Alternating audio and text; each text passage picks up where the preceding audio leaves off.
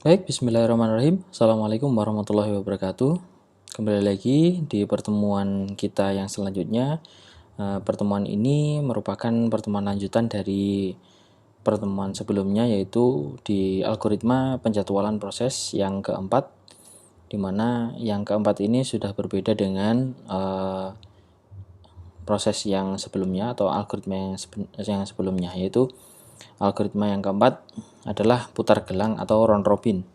Jadi kita menuju ke algoritma yang keempat, di mana algoritma yang keempat ini merupakan algoritma yang memiliki kriteria dengan penggusuran namun tanpa prioritas, seperti itu.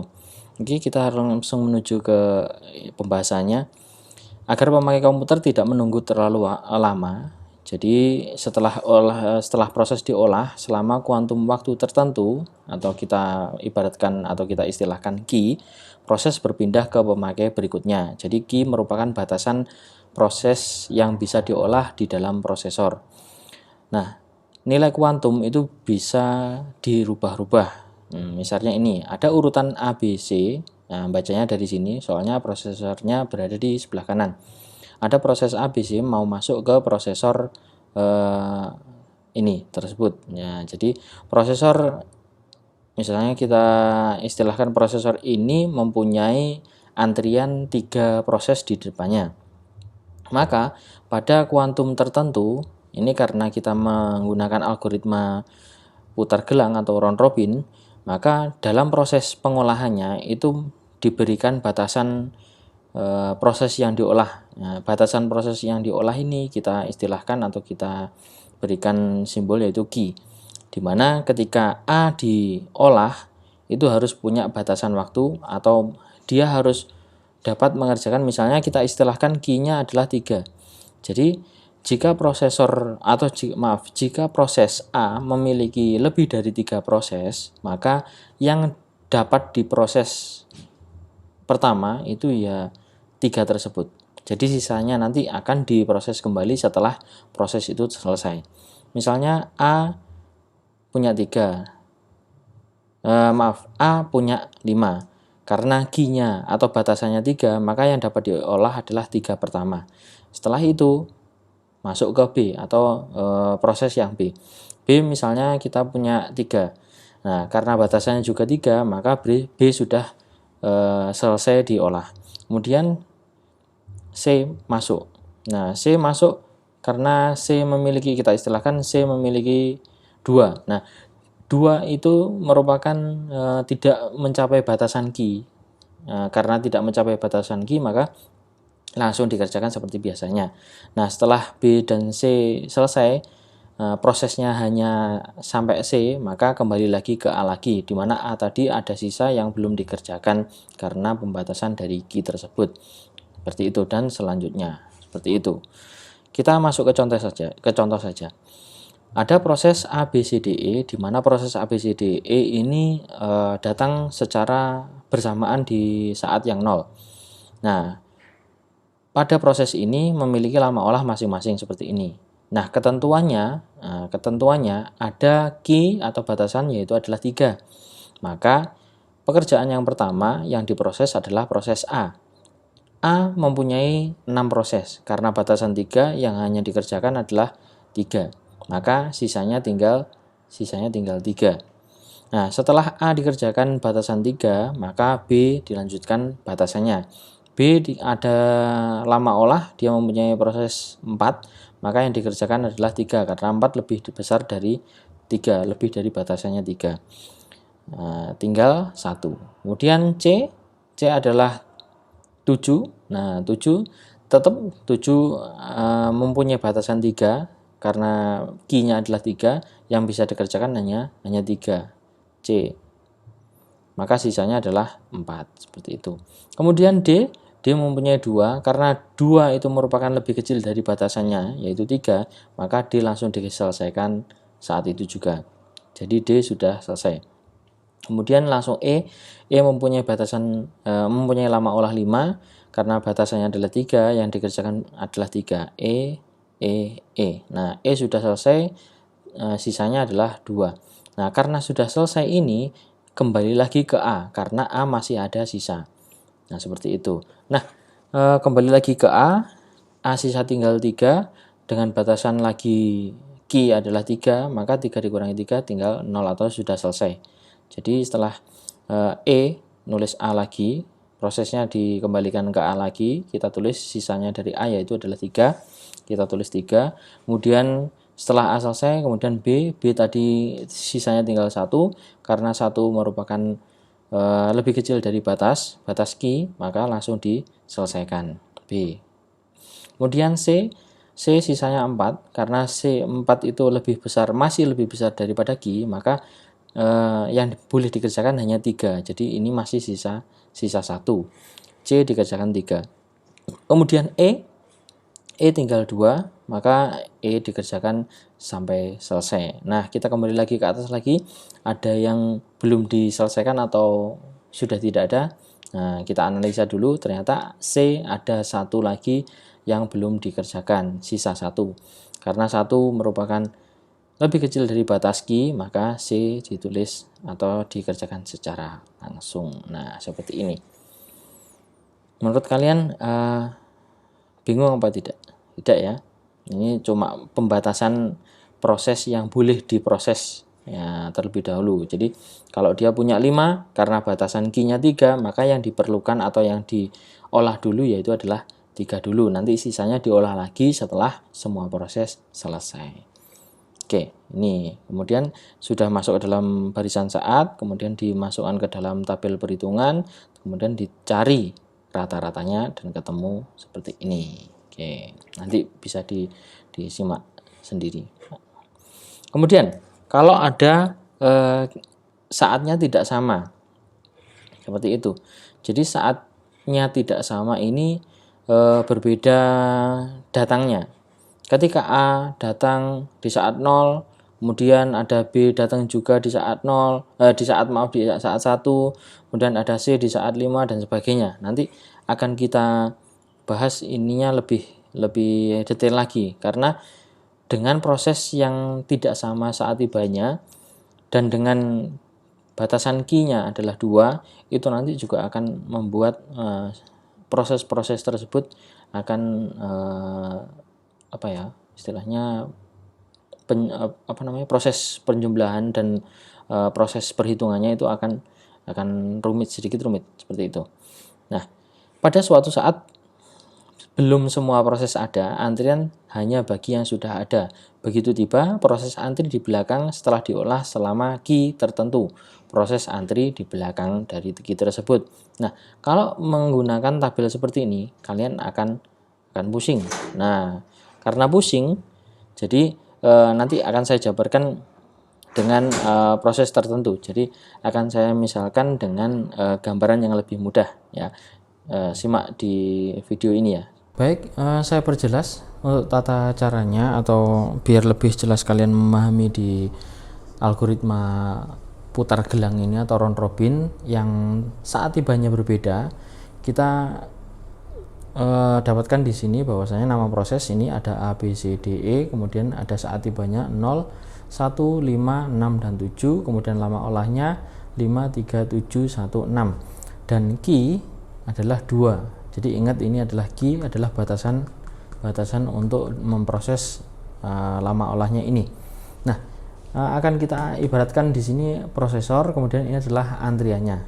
Jadi ketika saat 0 itu yang datang hanya A. Jadi ketika saat 0 hanya ada A, maka A langsung masuk ke dalam prosesor ini. Jadi A masuk prosesor ini, dia mempunyai lama olah 5. Ketika A masuk prosesor sini, dia mempunyai lama olah 5, dengan Q sama dengan 2, maka yang boleh diproses hanya 2. Jadi ketika A diproses masuk ke dalam prosesor, itu yang hanya diproses adalah 2, maka sisanya ada 3. Maka yang ditulis di saat 0 di sini adalah 2, A dan A. Nah, ketika proses A masuk di saat 1, di saat 1 ini B datang. Ingat ya, B datangnya di saat 1. Saat 1 B datang. A sudah masuk dalam ketika diproses ya, ketika diproses B datang di sini. Nah, oke. Jadi yang datang di proses 0, 1 atau di saat 0, 1 ini hanya A dan B. Maka A ini setelah diproses dengan Q2 atau batasan Q2, maka dia menuju ke antriannya di belakangnya B. Seperti itu. Karena CDE belum datang. CDE datangnya di saat kelima 6, 7. Seperti itu. Maka A berada di belakangnya B. Ketika A belakangnya B, maka B masuk di prosesnya ini. B mempunyai lama olah 3 dengan batasan Q adalah 2, maka sisanya adalah 1. Maka B diproses di sini, dimasukkan sini. B sejumlah 2. B sudah diproses, masuk di prosesor sini, kemudian A kan maju ke sini. Nah, maka di belakangnya A itu masih ada B karena C belum datang, C masih proses 5 sini. Nah, ini kan masih 4 belum terisi. Maka yang proses selanjutnya adalah A. A masuk ke prosesor sini, antriannya sudah masuk, ya ini B di belakangnya tadi. A dengan sisa 3 dan batasan 2, maka sisanya tinggal 1. Ditulis di sini A2. Nah, saat kelima dan saat keenam itu C dan D itu datang. Karena E belum datang, E di saat ke-7, C dan D datang, maka C dan D ditaruh di sini, C kemudian D. Nih, A masih tinggal 1 kan? A tinggal 1, maka ditaruh di belakangnya yang D, seperti itu. Sudah diproses, maka urutan selanjutnya adalah B. B masuk ke dalam prosesor, nah masuk sini. Nah, B tinggal berapa? B tinggal 1, karena tinggal 1 merupakan lebih kecil dari Q, maka B sudah selesai dikerjakan, yaitu langsung ditulis di sini B. B sudah selesai, tinggal C, D, A. C masuk. Nah, C itu punya berapa? C punya maaf, sebelumnya tadi B ketika proses B, tadi B kan tinggal 1, ditulis di sini. Nah, B kan ketika diproses dia menginjakkan ke saat yang 7. Ketika saat 7 ini E masuk. Jadi E-nya berada di belakangnya sini. Gitu. Yes. Sampai sini tolong dipahami pelan-pelan ya. Nah, B-nya sudah hilang. Tinggal urutannya C, D, A, E. Kalau udah urut seperti ini, nanti sudah gampang untuk memahaminya. Nah, C masuk ke prosesor sini, C masuk prosesor. Nah, otomatis urutannya seperti ini. Saya majukan sini ya, D, A, E. Nah, saya majukan sini. Nah, setelah C masuk ke dalam prosesor, C punya 7, kemudian dengan batasan Q2 sisanya adalah 5. Ditulis di sini C ada 2 karena batasannya cuma 2. C sudah selesai, balik ke antrian lagi di belakangnya E. Nah, yang masuk selanjutnya adalah D.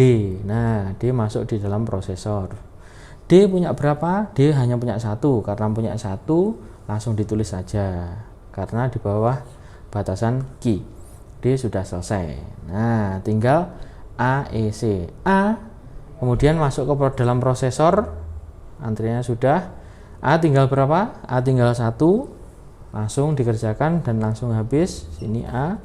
Nah, kemudian A sudah hilang, tinggal E dan C. Nanti akan bergantian E dan C. E masuk ke dalam prosesor. Nah, E punya berapa? E punya 6. Karena batasan 2, maka sisanya saya taruh sini ya. Sisanya adalah 4. Seperti itu. Kita tulis di sini E. Nah, ini kurang banyak ya. Kita buat dulu. Enggak muat. Kita taruh sini aja.